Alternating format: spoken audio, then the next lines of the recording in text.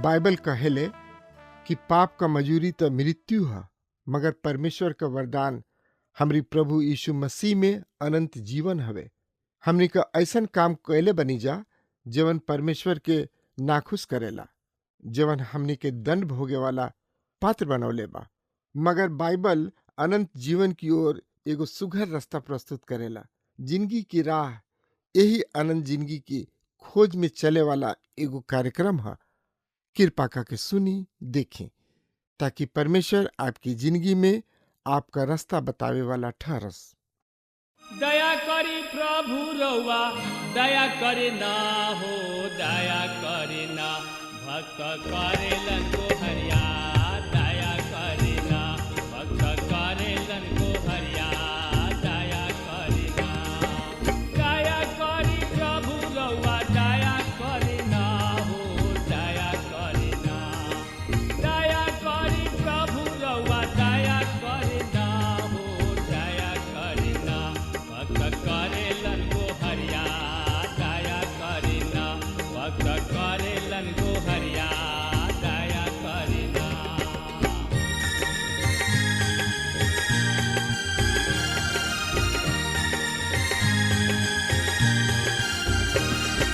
दया करी कृष्ण रउआ, दया करे ना हो, दया करे ना। दया करी कृष्ण रउआ, दया करे ना हो, दया करे ना। पापी करेलन बिनतिया, दया करे ना। पापी करेलन बिनतिया, दया करे ना।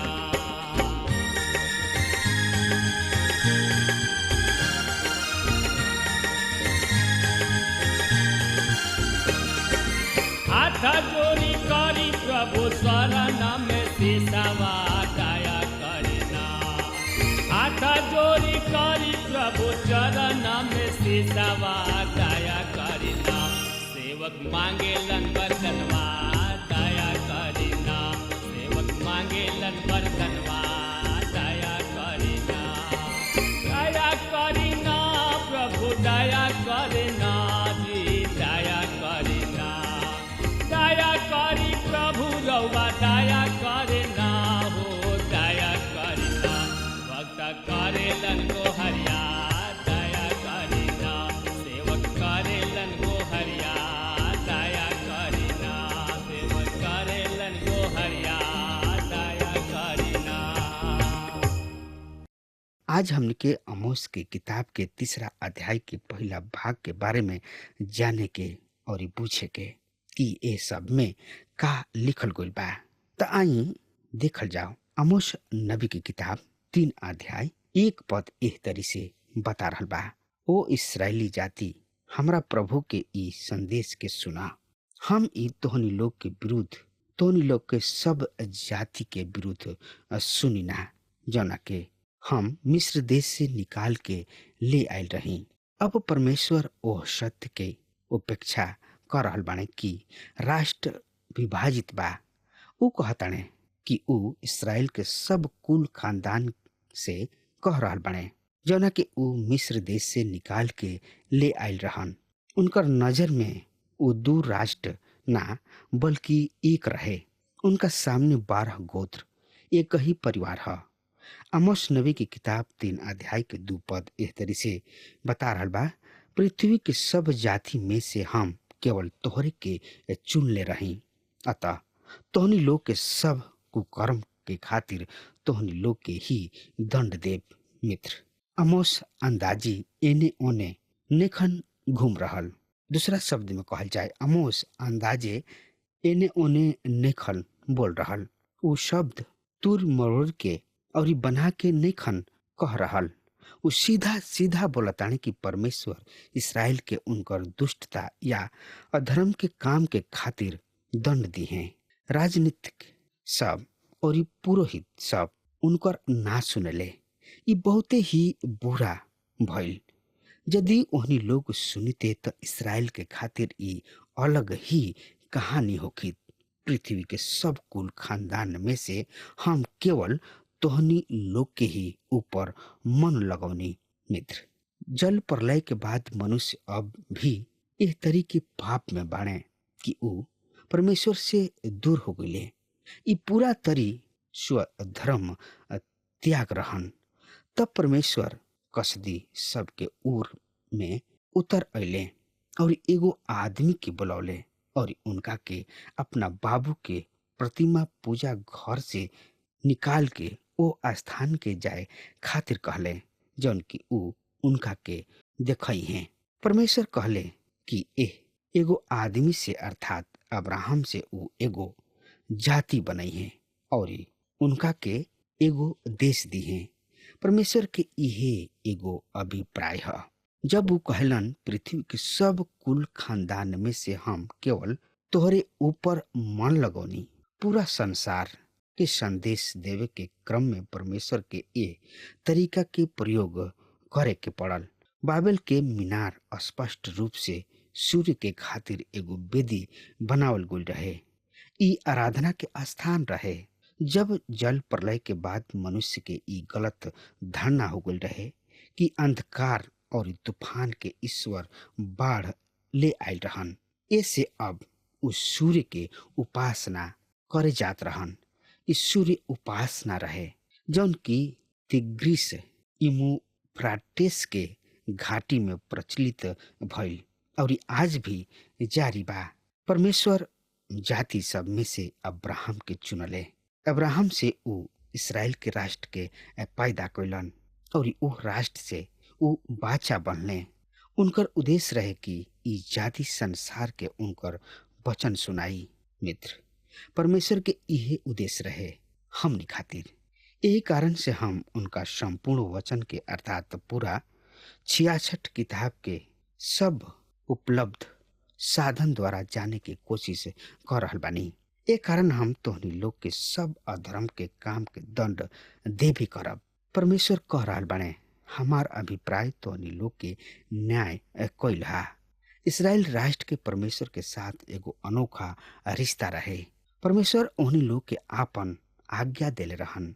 ऊ इसराइल के न्याय अतना गंभीर रूप से ऐसे करी है काहे कि ओहनी लोग उनकर कई आज्ञा सबके तूर देले रहन। रुआ देखतानी आकाश यानी कि ज्योति उत्तरदायित्व के पैदा करेला। एगो प्रकाशित कइल गइल बा। राष्ट्र के अंधकार में पड़ल राष्ट्र से कहीं ज्यादा उत्तरदायित्व है। ई एगो महान सिद्धांत है जौना के परमेश्वर यहाँ राखताने। उनकर अभिप्राय अन्हार में पड़ल लोगन के अपेक्षा ज्योति प्राप्त कई लोग के न्याय अधिक कड़ाई से करे के बा। जौन आदमी परमेश्वर के वचन के सुनेलन उत्तरदायित्व उनका से बहुत अधिक जे सुनेला। अतः इस दंड के परिणाम अलग अलग है। परमेश्वर एकरा के साफ करताने कि उनकर अभिप्राय उन लोग के अधर्म के काम के खातिर उन्हीं लोग के दंड दिए। आज ऐसा बहुत से लोग बाणे जौन की परमेश्वर के प्रेम के बारे में नहीं जानत। आज ऐसा लोग परमेश्वर के प्रेम के बारे में अद्भुत बा। ये ऐसा चीज हुआ जना में हमनी के विश्वास और आनंदित होके के जरूरी बा। परमेश्वर के प्रेम मसीह के क्रूस में प्रमाणित भइल। वचन कहला परमेश्वर इस संसार से ऐसा प्रेम कैलन कि ऊ आपन एकलौता बेटा दे दिहले ताकि जे केहू उनका पर विश्वास करी ऊ नाश न होई पर आनंद जीवन पाई। मित्र, क्रूस ही है जोना पर परमेश्वर अपना प्रेम के प्रदर्शित कर ले और जब वो प्रेम के तिरस्कार कइल गइल त दंड के सिवा और कुछ न बाचल। कुछ लोग सोचलन कि परमेश्वर के दंड ना देवे के चाही पर उनकर दृष्टिकोण के पालन ना कइल जाई काहे कि ऊ ब्रह्मांड के नेखन चला रहल परमेश्वर पहले ही कह रहल बाणे कि ऊ पवित्र हमें, धार्मिक और सच्चा हमें, और ऊ दंड के उद्देश्य राखेलन। पाप पर न्याय एगो तर्क संगत निष्कर्ष है। सही में आगे सवाल के सेट पूछल गइल और जवाब दिहल गइल हुई, जे प्रकट करला कि वास्तविक रूप से आमोस भविष्यवक्ता कतना तर्क संगत और व्यवहारिक हवे। ऊ निश्चित आधार भूत सच्चाई सबके बखान करताणे। ऊ सुदूर जंगली गांव तकुआ के वासी रहन और ऊ प्रकृति से आपन सेवक सिखावत रहन। ऊ कुछ ऐसन बात के सिखावत जौन की आज भी लोगन के सीखे के जरूरत बा। आमोस प्रकृति से बहुत ही अद्भुत बात सीखले रहन। उनका पहला सवाल के जवाब दी।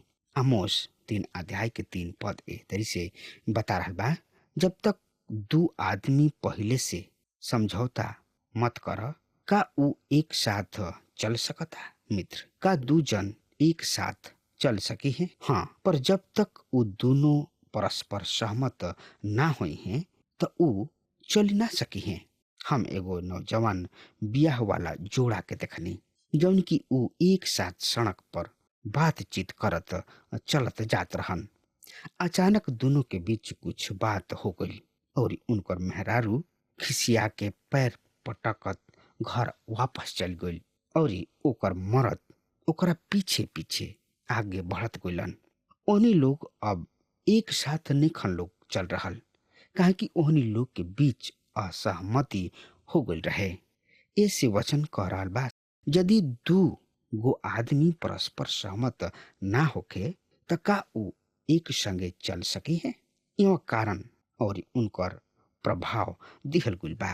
कारण यदि रुआ के और परमेश्वर के साथ साथ चले के बा त परस्पर सहमति के होखल जरूरी बा। प्रभाव रुआ उनका साथ चले। जब रुआ उनका साथ सहमत हुई हैं, रुआ के और हमरा के उनका ओर जाके रुआ से सहमत होके होई। जैसे कि केहू कहले बा, परमेश्वर आपन रथ पर विजय के घोषणा सहित सवारी करेले।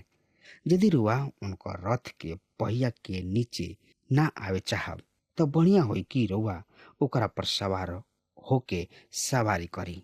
फिर भी परमेश्वर अपना उद्देश्य के संसार में पूरा कर रहल बने। हेनरी 8, हेनरी 6 और रिचर्ड दूसरा लंदन के मीनार के प्रसिद्ध कैले, काहे कि ओहनी लोग बहुतन के वहां भेजले जे वहां अपन जान गौले रहन। ओहनी लोग किने एगो विशेष रूप से हेनरी 8 के पास कुछ समय के खातिर अपन उपाय रहे, पर हेनरी 8 के सोचले बा का रहन ए पर आज लोग बहुत अधिक ध्यान देले। मित्र, परमेश्वर अपना ब्रह्मांड के अपना तरीका से चला रहल बाने और ऊ ए छोट आदमी से सलाह निखन मांग रहल। यदि रुआ हम परमेश्वर के साथ चले जा रहल बानी जा तो हमने के उनका तौर तरीका से चले के बा। आमोस अपना पहला सवाल में एगो महान सिद्धांत पेश कैले बाने। यदि 2 गो मनुष्य परस्पर सहमत ना हुई हैं तो का ऊ एक साथ चल पाई हैं? यहाँ आमोस के दूसरा सवाल है। आमोस नबी की किताब 3 अध्याय के 4 पद में लिखल बा, का सिंह बिना शिकार पौले जंगल में दहाड़ेला? का जवान सिंह भूखा पेट मांद में गुरनाला? मित्र, का सिंह बिना अहेर पौले वन में गुरनाला?